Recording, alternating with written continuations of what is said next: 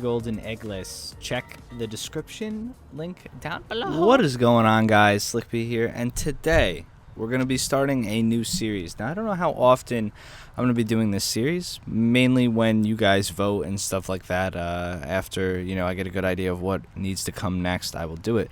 But the name of this series is Tanktorials. Now, I think that's Tanktorial? I think that's pretty funny. I don't know. Maybe somebody's done that before. I feel like it's clever, all right? I feel like it's clever.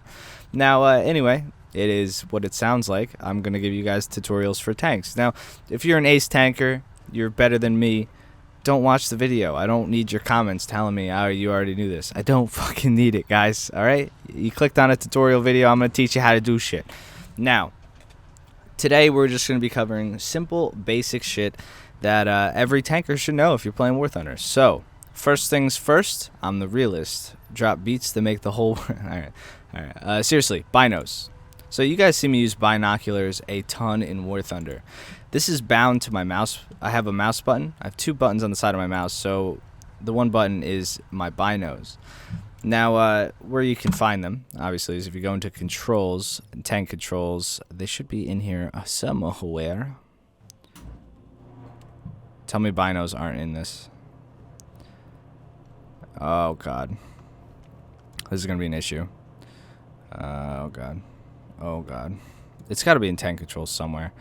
Zoom camera, driver assistance mode, sniper mode. Can I not find it now? No, I can't find it now. This is a great tutorial so far. View controls. Here we go. Driver camera and binoculars. So mouse button 4. And driver camera also, I don't have that bound, but it goes to your little driver's hatch, which is in the front of the vehicle. You can see it right there by that 100. Now, binos are really helpful once you have them bound. You can see over ridge lines and such. It's just really helpful.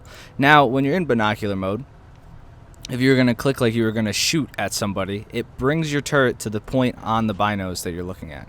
So, like, let's say I'm going to press left mouse button. It aims at the Yag Tiger. I press left mouse button. It aims at the Tiger, too. I press left mouse button. It aims at the Panther. Now, this just lines it up. So, if you're looking at somebody over the ridge, let's say I'm looking at this bush over a ridge, I want the gun on him when I come over the ridge, and that's basically how you do that.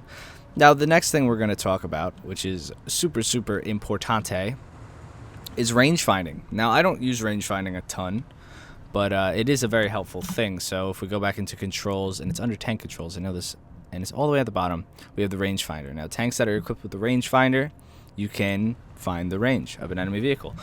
Now, it helps when you have better crew. It's actually a crew skill.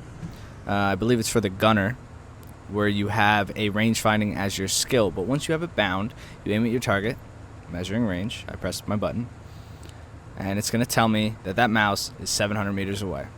And if I had good Mills dots on this thing, I would aim up to whatever dot is the 700 meter mark, and I'd just be like, bloop, and shoot him. Now, obviously, the T62 doesn't really have that great of mill sights, so you can kind of just click on tanks, you know what I'm saying? Now, one of the biggest things that a lot of people don't utilize correctly, in my opinion, is your machine guns. Now, I have my machine guns set to space. As you can see, they're the coaxial machine guns.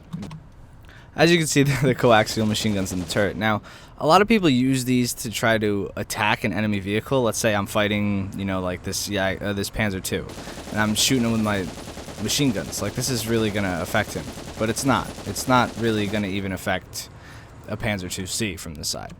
So, how I use machine guns and how I believe they should be used is checking if a target's dead and seeing if a target's alive. Well, it's kind of the same thing, but what I mean by that is if you see a guy who is completely, like, he looks like this Panzer right here, there's nothing over his head, you just go, oh, let me see, and then you get the pop-up in the top right, you'd be like, oh, he's alive. Bang. Now he's not anymore. It also happens when people die due to crew knockout and not like a weapon, like not a ammo detonation. The tank will stay intact, so you kind of just look at the tank while it's intact, and you don't know whether or not to do it. So instead of wasting a whole round on it, you just kind of pump a little bit of machine guns in the side, see if it blows up or not. Usually as soon as the first machine gun hits it, it'll spark the tank.